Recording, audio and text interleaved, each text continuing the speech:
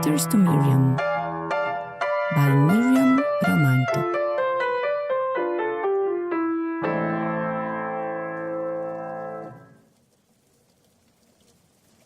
Drops of the autumn rain started to drum the roof and windows of a small room located upstairs the Romerson family house.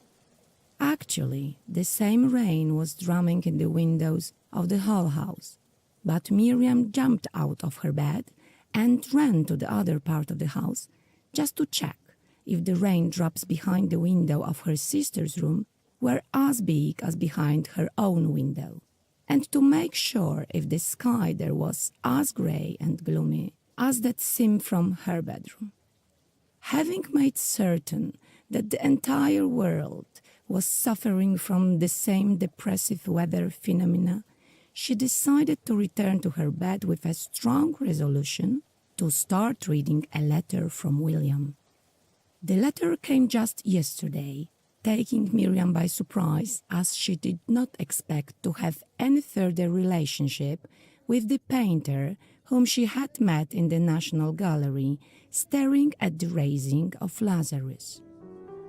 Whenever Miriam visited the gallery, which was 5 or 6 times since it had been moved to the Trafalgar Square, she always admired the work by Sebastiano del Piombo, amazed not only by its ideal composition and the subtle palette of colors, but first of all by multiple emotions compacted within the group of people surrounding Jesus, just after he brought his friend back to life on the Mount of Olives.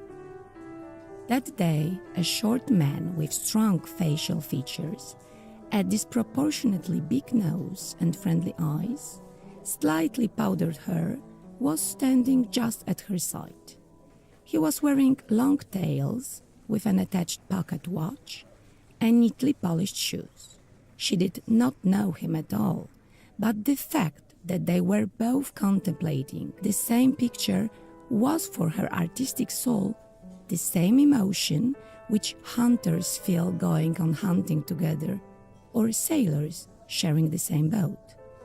Miriam said something about the symbolic meaning of continents of people surrounding Jesus, and they started to talk. About Del Piombo in general, then about the raising of Lazarus in particular, about the women laundering in the background, totally indifferent about the presence of God and the miracle he had done, and then about the woman on the foreground, protecting herself against inconceivable truth, or perhaps against the smell of the dead body. When Miriam's mother, who accompanied her that time, joined them, the man introduced himself in a very polite manner. My name's William Turner. I'm a lecturer of art at the Royal Academy of Art. I beg your pardon, madam, for having the discussion with this charming young lady without your prior permission. Honestly, whenever I am in this building, I feel totally immersed in the universe of art and the possibility to share my views and feelings with a person who loves art is a source of inexpressible joy for me. Mrs. Romerson had heard about this famous painter before, and his immersions in art, as well as insane travels and broad relationships with women.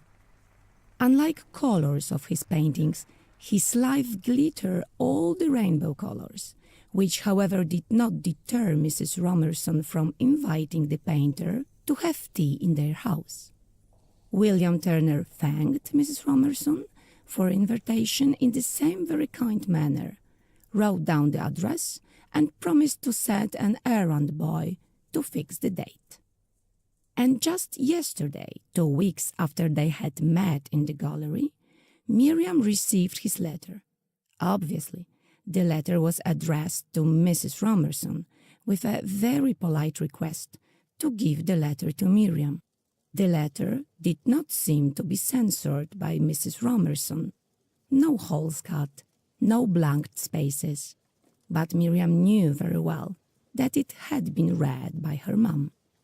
Well, Giotto, how do you think?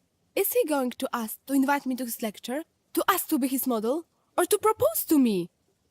Unfortunately, Giotto, a typical London alley cat, was not able to express his thoughts with regard to the content of the letter, so Miriam ultimately nestled in a big heavy chair, tucked herself with a blanket of an indefinite color, and started to read.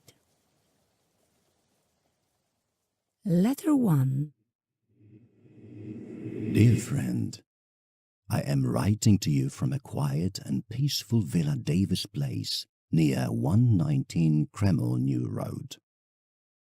Due to my advanced age, I can't travel anymore.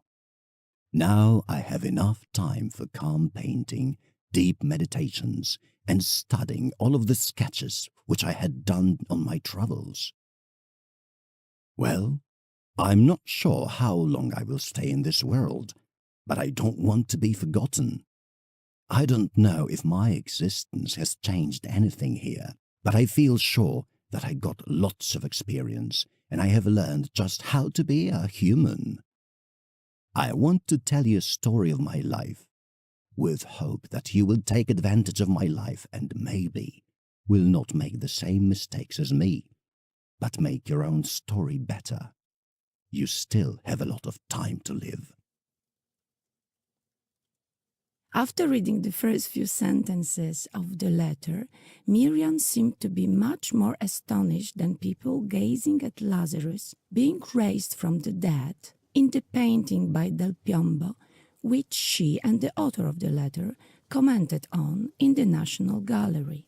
Okay, we had a nice chat. She said to a raindrop flowing down the window. And I can't deny that I felt he was a great partner for discussion. But it did not mean that I wanted to apply to become his therapist. Miriam pondered quietly for a while, still staring at the heavy raindrops on her window pane, and finally muttered to the cat sleeping peacefully on her bed. Actually, I do not have anything to do now anyway, so why don't you give him a chance? Let's see, Giotto, shall we? Who knows what might arise from this? Once upon a time, in a small village near a clear, swift-flowing river. No, it wasn't like that. I was born on the 15th of August in 1769, on the same day as Napoleon Bonaparte, as a son of Mary and William Turner. My dad was a barber. I loved him so much, and he always believed in me, and we helped each other. He was genial, talkative and cheerful. That's why we never had problems with getting customers. My mom was completely different to my father. She had some difficulties with her mental health, and when her mental state worsened, I was forced to move to my maternal uncle. At that time, I started to take interest in painting. Around my uncle's house, a huge valley extends. I used to sit on the hill and just sketch everything that surrounded me. Then my father hung the sketches on the walls in his barber shop so that I could present my works in public. I fell in love with art because of its freedom, universality, and independence, because of the fact that using only basic things such as paper, pencils, or paints, you can make timeless masterpieces. That was amazing. At the age of 14, I applied to the Royal Academy schools. This place became a part of my whole way up to success. The Royal Academy became my second home. I felt well there, and I also learned really quickly. Every day, I took in more and more knowledge and art techniques, genres, theories, and aspects. Painting does not only concentrate on activities. To be a master, you have to learn how to interpret a given painting. That is what this school taught me. One of the things which I really fondly remember was evening meetings of our artists with Dr. Thomas Monroe, who was a zealous collector and also an amateur artist. He encouraged young painters to copy works from his collection, and for each one, he used to give us a fixed pay and a supper of oysters. In the beginning, my favorite technique was watercoloring. My first watercolor, which was shown at the summer exhibition in the Academy, was the Archbishop Palace. At that time, I was only 15, so some of the great masters were surprised by my outstanding painting abilities. They admired the right application of colors and the light game in my painting. They saw an artist with a big talent in me, and that's how my career began. Since then, almost each year I showed my works on exhibitions at the Royal Academy of Arts. As I remember, there were only 5 out of 58 exhibitions when I did not present any of my works. Miriam stopped reading, moved by very mixed emotions. Okay, William. She said to Giotto, who easily adopted another nickname, watching her with his sleepy eyes. I'm 15 and my paintings haven't been shown at the Academy of Arts even once. So, are you going to tell me how great you were at age of 15? Giotto's eyes were not sleepy anymore when Miriam shouted out her question, which unfortunately remained unanswered again. The cat jumped off the bed with an intention to head for his litter box. The girl sighed heavily and returned to reading. My first oil painting was called Fishermen at Sea. Why did I choose a marine topic? Actually, I have a fondness for tales and all marine secrets hidden by the sea. It is as simple as that. I have already mentioned that Royal Academy of Art was my second home. I spared no effort to further development of college students as a professor of perspective.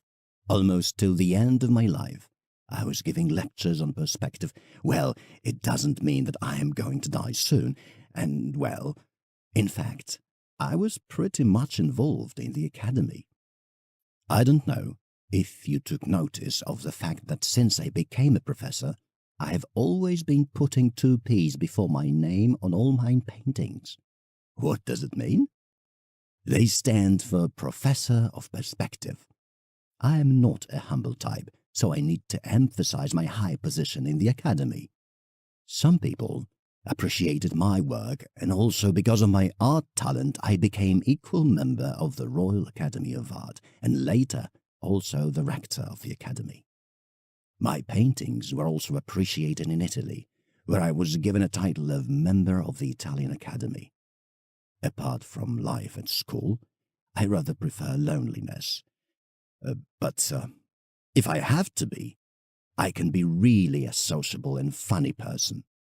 I used to drink with my friends really often. They called me a savage with an amazing mind. But when I paint, there can't be anybody near me. I need silence and concentration. My loneliness is also expressed by lack of wife. I mean, a real wife. Well, I mean that I had some kind of girlfriends, but rather just for one night, so it doesn't count. Well, it doesn't matter. I have a soft spot for women. I am going to send you 5 more letters, in which I will try to tell you more or less detailed, depending on my mood, story of my intricate and colorful life. This one, as you see, was about my early life and career at the Royal Academy of Art. That's only one side of my life, but are you sure that you're ready for another? If so, please be patient, because before I send you the next letter, I have to call the doctor. I've got some rheumatism problems, but you should really look forward to one soon. All the best. William Turner. P.S. Do you like oysters? Well, in fact, I don't really like them. And what about you? Miriam looked at Giotto, lounging in the laundry box, and turned her head with disbelief. Do I like oysters? She said slowly to herself. Do I like oysters? Repeated angrily, her attention captured by the cat surfacing from the box with a blue sock on his head. Yes, I like oysters, with champagne on safari in Africa. What a conceited coxcomb! An egoist whose self-admiration, which the highest from which you can see the whole England and maybe a part of northern France. No wonder you and Lonely try to marry the magic mirror, which will invariably give you the only answer you want to hear. Mirror, mirror on the wall, who is the fairest of them all? I'm not going to read any of your stupid letters if they come, Mr. Turner. Giotto, who had to accept all the insults again, thrown out by Miriam, did so with pride as cool as a cucumber.